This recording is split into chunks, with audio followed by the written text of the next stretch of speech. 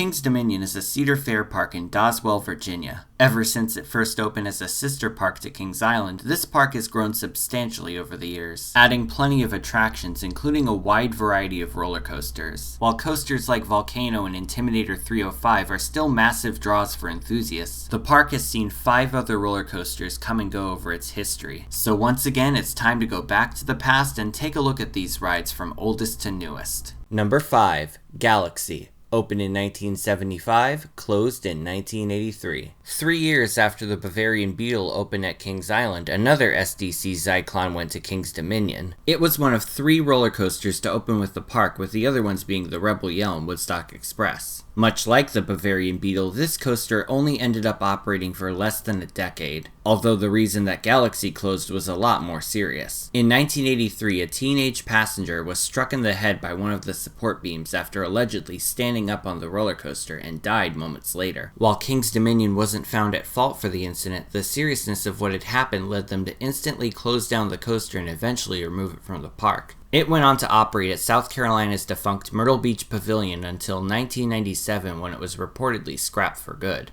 Number 4. King Cobra. Opened in 1977, closed in 1986. Not to be confused with the Togo stand-up that formerly operated at Kings Island, this King Cobra was a Schwarzkopf shuttle loop that served as the park's first launch coaster. Unlike the magnetic and hydraulic launches of today, King Cobra used a weight drop system to catapult its train through a vertical loop. After 10 seasons of operation, though, it was removed from the park and sent to Maryland's Jolly Roger amusement park under the same name. After a brief run at Jolly Roger, it was then sent to England's Alton Towers as Thunderlooper before it was finally moved to Brazil's Hopi Hari amusement park, and it's actually still operating to this day. So if you were a fan of this coaster back in the day, head on down to Brazil. Number 3. Shockwave. Opened in 1986, closed in 2015. This is the 3rd Togo stand-up to open in North America, with the other ones being King Cobra at Kings Island and Skyrider at Canada's Wonderland. Unfortunately, like many Togo coasters, this ride was notorious for its roughness, which is not something you want on a stand-up coaster. Plus, stand-up coasters in general have been on a decline in recent years, and just don't have the novelty appeal they once did. So in 2015, the park decided to tear down Shockwave for good. Nowadays, the spot where Shockwave once stood is occupied by a Mondial Revolution named Delirium, which is said to be a much more enjoyable experience than Shockwave. Number 2. The original Hurler. Opened in 1994, closed in 2015. 1 year after Paramount Parks purchased King's Dominion, they decided to open up an entire themed land to the popular film series Wayne's World. The main attraction of this new area was an all-new ICI Woody named the Hurler. Its name, of course, originated from the 90s surfer lingo term for vomiting, a term that was frequently used by Mike Myers and Dana Carvey's characters in the movies. However, once Cedar Fair purchased all of Paramount's parks, they removed all references to the movies while still keeping the ride's original name. While the Hurler at Carowinds is still in operation, the one at King's Dominion became way too rough to enjoy and was closed down in 2015 in order for a massive makeover to take place. A makeover that will turn this once rough wooden coaster into an all-new RMC hybrid set to be announced this August. Number 1. The Hypersonic XLC.